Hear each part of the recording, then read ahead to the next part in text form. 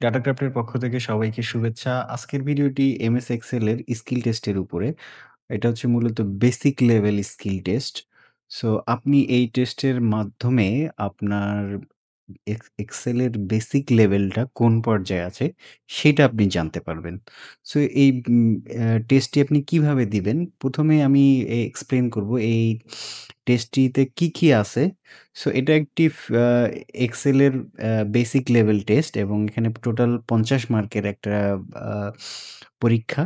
আর এখানে আপনার total score চলে আসবে যখন আপনি এখানে আপনার মার্কস বসাবেন। সো এখানে মোট ৫ টি কোয়েশ্চেন রয়েছে। প্রতিটা কোয়েশ্চেনের মার্ক হচ্ছে 10 মার্কস। সো আপনি যখন যে কোয়েশ্চেনটা প্রতিটা কোয়েশ্চেনের অ্যান্সার করার পরে আপনার যদি অ্যান্সার মিলে যায় এখানে আপনি মার্কসটা দিয়ে দিবেন। আপনি যখন এখানে মার্কস বসাবেন তখন হচ্ছে অটোমেটিক্যালি আপনার এখানে স্কোর চলে আসবে। সো আপনি যখন আপনার এক্সাম শেষে আপনি কত পেয়েছেন এবং আপনার স্কোর কত সেটা এখানে শো করবে। সো এটার মাধ্যমে আপনি যাচাই করতে পারবেন যে আপনি এক্সেলের বেসিক লেভেলটা আপনার কোন পর্যায়ে আছে।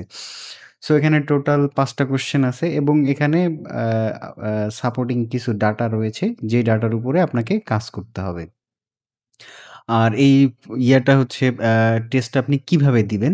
সেটার জন্য আপনাকে যেটা করতে হবে, ১ম এ আপনি আপনার আ এই ভিডিওর ডেসক্রিপশনে একটা লিঙ্ক দেয়া থাকবে, যেখানে এই এক্সেল ফাইলটি আপনাকে ডাউনলোড করতে হবে ওই লিঙ্ক থেকে। ডাউনলোড করার পরে আপনি প্রতিটা কোয়েশ্চেন পড়ে এই আ এই ডাটার উপরে সেই কাজগুলো করবেন এবং এখানে আপনার যখন অ্যান্সারগুলা করবেন সাথে হচ্ছে এখানে একটা অ্যান্সার শিট রয়েছে। আপনি ১ম এই অ্যান্সার শিটটি না দেখে আ ১ম এই ৫ টি কোয়েশ্চেনের অ্যান্সার দেওয়ার চেষ্টা করবেন। চেষ্টা করার পরে আপনি যখন মার্কিং করবেন, মার্কিং করার সময় আপনি এখানে অ্যান্সারগুলো মিলিয়ে দেখবেন যে আপনি এখানে যেটা করেছেন, এখানে যেটা আছে সেটা সেভাবে করেছেন কিনা। সো এরপরে আপনি নিজের যে টোটাল মার্কস সেটা থেকে আপনি আপনার স্কোর পেয়ে যাবেন এখানে। সো আপনার এই স্কিল টেস্টে আপনি কত স্কোর করেছেন সেই স্কোরটি আমাকে কমেন্ট বক্সে কমেন্ট করে জানান। সো আমি এখন এক্সপ্লেইন করব প্রতিটা কোয়েশ্চেন এবং তার অ্যান্সার গুলো আ কিভাবে দেয়া উচিত। সো এটার উপরে আমি এখন এই ভিডিওটি এক্সপ্লেইন করব আপনাদেরকে। সো সাথেই থাকুন। সো ১ম কোয়েশ্চেন হচ্ছে নিচের টেবিল থেকে প্রতিটি প্রোডাক্টের লাভ ক্ষতি প্রফিট লস এবং প্রফিট লসের পার্সেন্টেজ বের করতে হবে। সো এখানে ১০ টি আ বা ২০ টি প্রোডাক্ট রয়েছে। প্রতিটা প্রোডাক্টের এখানে কস্ট রয়েছে এবং সেলিং প্রাইস রয়েছে। সো সেলিং প্রাইস এবং কস্ট থেকে আপনাকে এখানে প্রফিট বের করতে হবে। সো আমরা জানি যে এটা খুবই বেসিক একটা জিনিস যে সেল থেকে সেল থেকে কস্টটা বাদ দিলেই প্রফিট লসটা চলে আসে। সো এটা করার জন্য আমাদেরকে সেল থেকে মাইনাস করতে হবে কস্টটা। সো এটার জন্য ইকুয়াল দিয়ে ১ম এ আমাদেরকে সেলের যে সেলটা রয়েছে সেটা সিলেক্ট করে দিতে হবে। মাইনাস হচ্ছে কস্ট দিয়ে এন্টার দিতে হবে। সো এরপরে আমাকে এটা ড্র্যাগ করে একদম নিচে নামাতে হবে। নিচে নামালেই আমি এখানে প্রতিটা প্রোডাক্টের জন্য প্রফিট এবং লস পেয়ে যাবো। সো কোনটাতে প্রফিট হয়েছে, কোনটাতে লস হয়েছে এটা আমার এখান থেকে শো করবে। এরপরে আমার হচ্ছে এখানে পার্সেন্টেজটা বের করতে হবে যে আমি এখানে কত পার্সেন্ট লাভ করেছি বা কত পার্সেন্ট লস করেছি। এটার জন্য ১ম এ আমাকে যে টোটাল প্রফিট লস সেটা সিলেক্ট করে দিতে হবে। দিয়ে ভাগ দিতে হবে। ভাগ স্ল্যাশ দ্বারা ভাগ বোঝানো হয়। এরপরে হচ্ছে আমার টোটাল ওই প্রোডাক্টের কস্টটা দিয়ে দিতে হবে। দিয়ে এন্টার দিতে হবে। তারপরে এখানে পার্সেন্টেজ বের করার জন্য ফরম্যাটিংটা আমাকে পার্সেন্ট করে দিতে হবে। এখানে আসলে প্রফিট লসটা টাকায় দেয়া আছে। সো এটা আ আমি এখন এমনিতে টাকাই রাখি। পরে আমি আপনাদেরকে দেখাচ্ছি। এরপরে এটাও আমি ড্রাগ করে নিচে নামিয়ে দিব। তাহলে আমি প্রতিটা প্রোডাক্টের জন্য প্রফিট লস এবং সেই সাথে প্রফিট লস পার্সেন্টেজ পেয়ে গিয়েছি। তাহলে আমার ১ম কোয়েশ্চেনের উত্তর পেয়ে গেছি। তাহলে আমি এখানে ১০ এ ১০ দিলাম। আপনি যদি এখানে দুটোই করতে পারেন তাহলে ১০ দিবেন। যদি একটা পারেন, একটা না পারেন সেক্ষেত্রে নিজেকে ৫ দিবেন। সো এখানে আপনি ১০ পেয়ে গেলেন। এরপরে ২য় প্রশ্ন হচ্ছে সাম ফর্মুলা ব্যবহার করে টেবিলের নিচের টেবিল থেকে মোট খরচ, মোট সেল মানে মোট কস্ট এবং মোট সেল এবং লাভ ক্ষতির পরিমাণ শতাংশ বের করতে হবে। সো এখানে হচ্ছে টোটাল যে কস্ট আছে এটার টোটালটা এখানে বের করতে হবে, সেলের টোটালটা বের করতে হবে এবং প্রফিট লস বের করতে হবে। কিন্তু সাম ফর্মুলা ইউজ করতে হবে আমাদেরকে।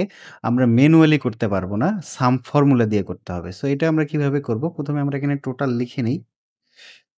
টোটাল লিখে ইকুয়াল দিয়ে SUM সাম লিখে আমরা ওপেন ব্র্যাকেট এরপরে আমাদের একদম শুরুর প্রোডাক্ট থেকে শেষ প্রোডাক্টটা সিলেক্ট করে দিতে হবে। সিলেক্ট করে দেওয়ার পরে আমার ব্র্যাকেট ক্লোজ করে এন্টার দিতে হবে।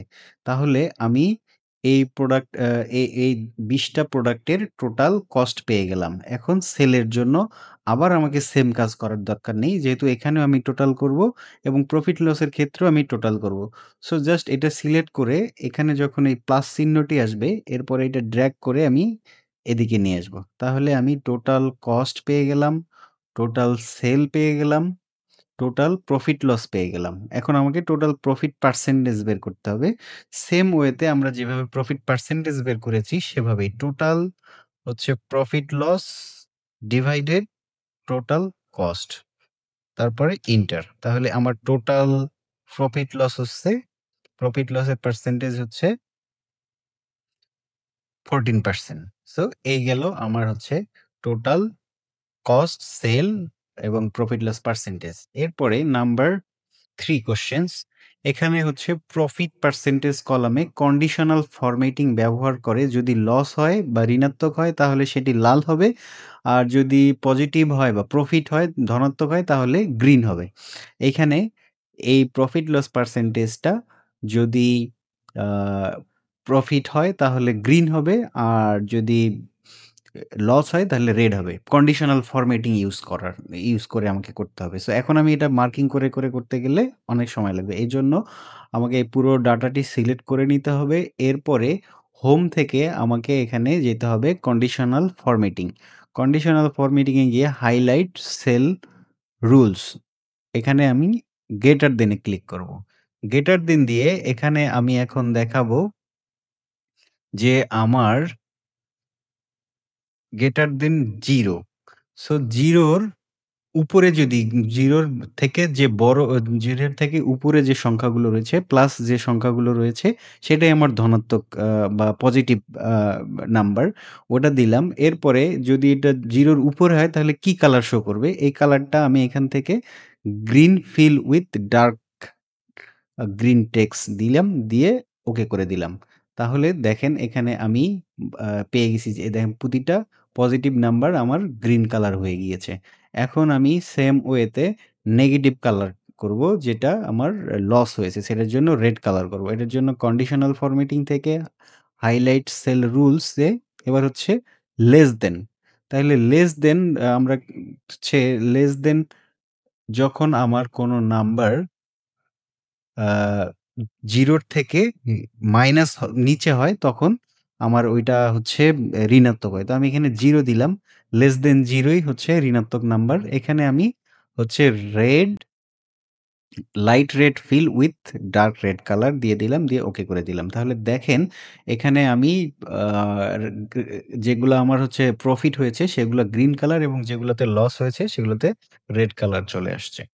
সো এই গেল ৩ নাম্বার কোয়েশ্চেনের উত্তর। এরপরে হচ্ছে ৪ নাম্বার কোয়েশ্চেনে হচ্ছে আ কাউন্টি ফর্মুলা ব্যবহার করে কতগুলো প্রোডাক্টে প্রফিট হয়েছে এবং কতগুলাতে লস হয়েছে। এখন আমাকে এখান থেকে কাউন্টি ফর্মুলা ইউজ করে কতটা প্রোডাক্টে আমি হচ্ছে এই ২০ টার মধ্যে কতটাতে আমার প্রফিট হয়েছে এবং কতটাতে আমার লস হয়েছে। এখানে আমাদেরকে ব্যবহার করতে হবে কাউন্টিভ ফর্মুলা।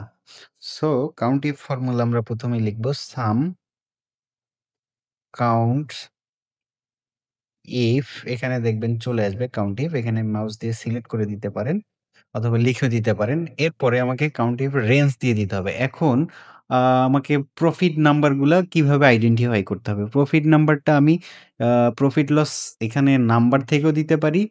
আবার হচ্ছে প্রফিট লসের পার্সেন্টেজ থেকেও দিতে পারি। সো আমি এখানে পার্সেন্টেজ থেকেই দিব। সো আমি এখানে এই রেঞ্জটা সিলেক্ট করে নিলাম। নিয়ে কমা দিলাম। এখন আমি কিভাবে বুঝবো যে কোনটা আমার প্রফিট হয়েছে। তাহলে যেটা আমার আ পজিটিভ সংখ্যা সেটাই আমার প্রফিট। সো এখানে এখন আমাকে আ একটা ফর্মুলা দিয়ে দিতে হবে।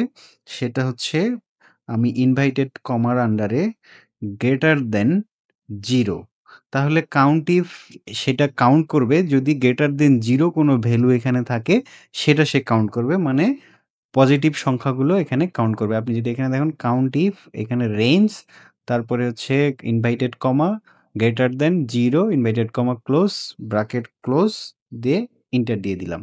তাহলে দেখেন এখানে total number of profit product হচ্ছে ১৩ টা। আপনি যদি এখন গোনেন ১, ২, ৩, ৪, ৫, ৬, ৭, ৮, ৯, ১০, ১১, ১২, ১৩ ১৩ টা চলে আসছে আমার। এরপরে হচ্ছে নাম্বার অফ লস প্রোডাক্ট এবং সেম ওয়েতে আবার আমি লিখব কাউন্ট ইফ এরপরে আমি হচ্ছে এখানে রেঞ্জটা দিয়ে দিলাম, দিয়ে কমা দিলাম, কমা দিয়ে ইনভাইটেড কমা ১ম এ দিয়েছিলাম গ্রেটার দেন এখন হবে লেস দেন, লেস দেন 0 তাহলে লেস দেন 0 মানেই হচ্ছে আমার আ ঋণাত্মক সংখ্যা মানে হচ্ছে লস। এরপরে আমি ব্র্যাকেট ক্লোজ করে ইন্ট দিয়ে দিলাম। তাহলে টোটাল আমি আ লস প্রোডাক্ট হচ্ছে আমার আ ৮ টা আর প্রফিট প্রোডাক্ট হচ্ছে ১৩ টা। টোটাল হচ্ছে ২০ টা প্রোডাক্ট। সরি এখানে হচ্ছে এটা সহ চলে আসছে। টোটালটা সহ চলে আসছে। সো আমাদের এখানে একটু কারেকশন করতে হবে। সেটা হলো আমি টোটালটা এখানে ধরব না। তাহলে হচ্ছে ৮ টা আর এখানেও আমরা টোটালটা ধরব না। যেহেতু টোটাল আমার কোনো প্রোডাক্ট না। তাহলে এখানে আমার হচ্ছে টোটাল আ প্রফিট প্রোডাক্ট হলো ১২ টা এবং লস প্রোডাক্ট হলো ৮ টা। টোটাল হচ্ছে ২০ টা প্রোডাক্ট। আর আমার এখানেও ২০ টা প্রোডাক্ট রয়েছে। এই গেল হচ্ছে আমার ৩ নাম্বার প্রশ্নের উত্তর। এরপরে ৪ নাম্বার হচ্ছে কাউন্টিভ ফর্মুলা ব্যবহার করে কতগুলো প্রোডাক্টে ও এটাই আমরা বের করলাম ৪ নাম্বারটা।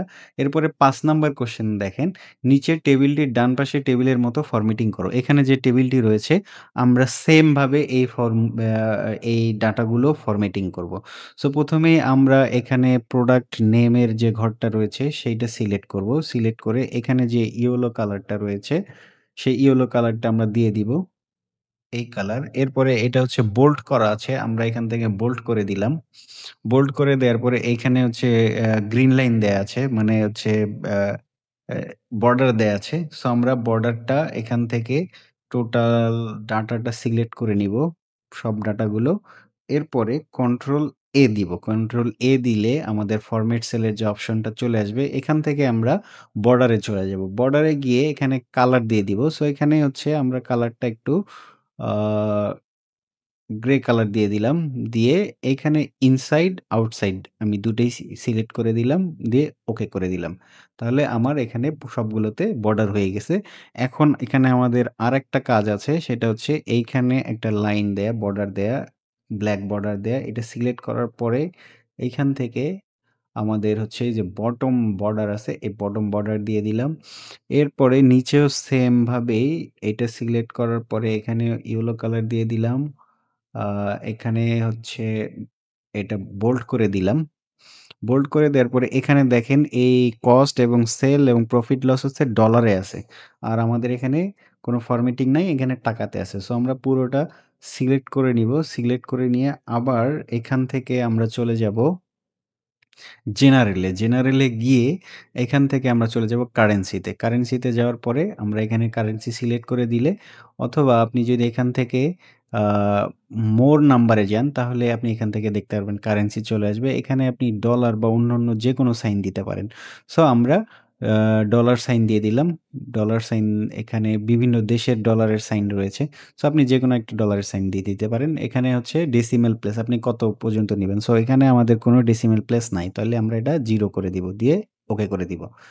তাহলে দেখেন এখন এইটা এবং এইটা পুরোটাই হচ্ছে সেম হয়ে গিয়েছে। কিন্তু এখানে দেখেন এইটার সাথে এটা মিলতেছে না। কারণ হচ্ছে আমাদের এখানে ফরম্যাটিং রয়েছে। সো আমাদের ফরম্যাটিংটা এডিট করে দিতে হবে। এটা আপনাদের করার প্রয়োজন নাই। এখানে আমাকে নাম্বারটা 14 পর্যন্ত আছে। এটা 13 করে দিতে হবে। 13, 13 করে এপ্লাই করে ওকে দিলেই এখানে চলে আসবে। সো আপনাদের এটা প্রয়োজন পড়বে না। যখন আপনার সিলেক্ট করবেন কন্ডিশনাল ফরম্যাটিং তখন শুধু এইটুকু সিলেক্ট করে কন্ডিশনাল ফরম্যাটিং এর যে পার্টটা আছে ওটা করলেই হয়ে যাবে। সো দেখেন এখন আমার হুবহু এটা থেকে এটা মিলে গেছে। একদম মিলে গেছে। তার মানে এখানেও আমি ১০ পেয়েছি। তাহলে প্রতিটা প্রশ্নে আমি ১০ পেয়ে গেলে এখানে 10, এখানে 10, এখানে 10 মনে করেন এটা আমি সবগুলো পারি নাই। এখানে আমি পারছি মনে করেন আমি 7 দিলাম। নিজেকে আমি ভুল করছি একটু এইজন্য। তাহলে আমার টোটাল স্কোর হচ্ছে 94% তাহলে আমার আ এক্সেল এর বেসিক লেভেল আলহামদুলিল্লাহ অনেক ভালো আছে। যদি আপনাদের 80% এর উপরে থাকে তাহলে আপনার বেসিক লেভেল অনেক ভালো আছে। আর যদি না থাকে আপনাদের 80 র নিচে আসে তাহলে আপনার আরো প্র্যাকটিসের দরকার আছে। সো আপনি প্র্যাকটিস করে আপনার লেভেলটা আপনার স্কিলটা আরো বাড়িয়ে নিতে পারবেন। আর এখানে সবগুলো উত্তর দেয়া আছে এবং এখানে সবগুলো সুন্দরভাবে দেয়া আছে। সো আপনি এখানে মিলিয়ে দেখতে পারেন যে কিভাবে করা হয়েছে। সো টেস্টটি শেষে আপনি কত স্কোর পেয়েছেন সেই স্কোরটি আমার সাথে কমেন্ট বক্সে শেয়ার করুন।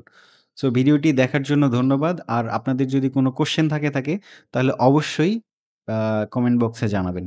আর ভিডিওটি ভালো লাগলে একটি লাইক দিবেন এবং চ্যানেলটিতে নতুন হলে অবশ্যই সাবস্ক্রাইব করবেন।